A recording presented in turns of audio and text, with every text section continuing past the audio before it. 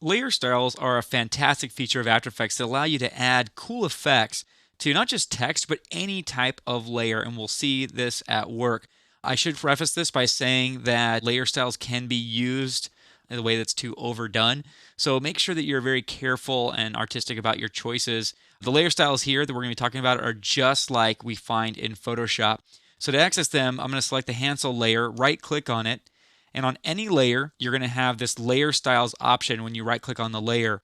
And these are all the effects that we can add. So we could, for example, add bevel and emboss, which creates kind of like this three-dimensional look to our text or whatever the layer is by giving it like a highlight and also shadows, which we can't really see because it's black text, but it does give it this kind of chiseled look. We could also add more effects to this. We could right click on this and go to layer styles and choose drop shadow to add a very simple drop shadow. We could right click and continue to add another effect, let's say an outer glow. Now we typically wouldn't have an outer glow and a drop shadow on the same object at the same time, but just to show you that you can stack these effects up. Let's say we're going to adjust the outer glow. Let's go down into the layer here and we could open up outer glow and you could see all of the layer styles. We have drop shadow here and bevel and emboss, and you could open them to get their options. And let's say, for example, that we want to change the color. So here for the color of the glow, I can click the eyedropper and maybe go to a brighter color of pink like the background. Then we can increase maybe the spread. As you can see, it becomes kind of like a thicker stroke almost around it. We could also increase the size. And now that the size is bigger, I might dial back the spread a little bit. So we just have like this faint, soft glow behind the text. And it might still be a little bit too much. We could dial back the opacity a little bit. Just click and drag on the opacity for that layer style, for that outer glow.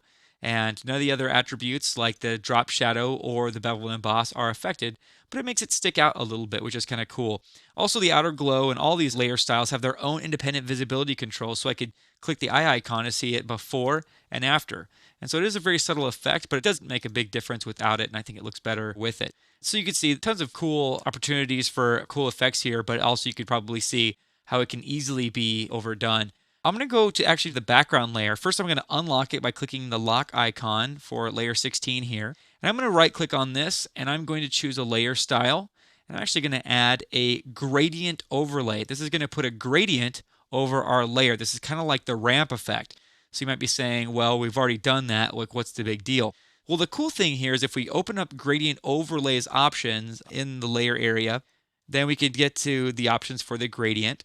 And what I'm going to do actually is change the blend mode, which will change the way that this gradient blends in with the background.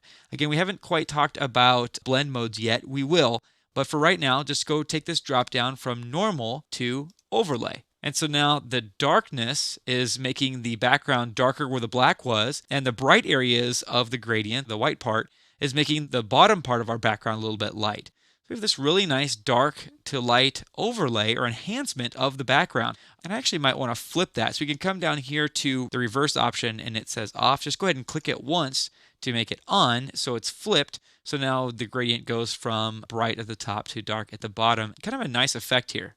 Now again, it might be a little bit too much of an effect. So we can take down the opacity of the effect as we see fit. And now the bright's not as bright and the dark's not as dark, but still looking pretty cool, I think.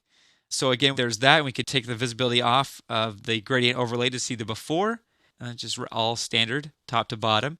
And then there's the after with the slightly brighter top and the slightly darker bottom. I like that effect a lot.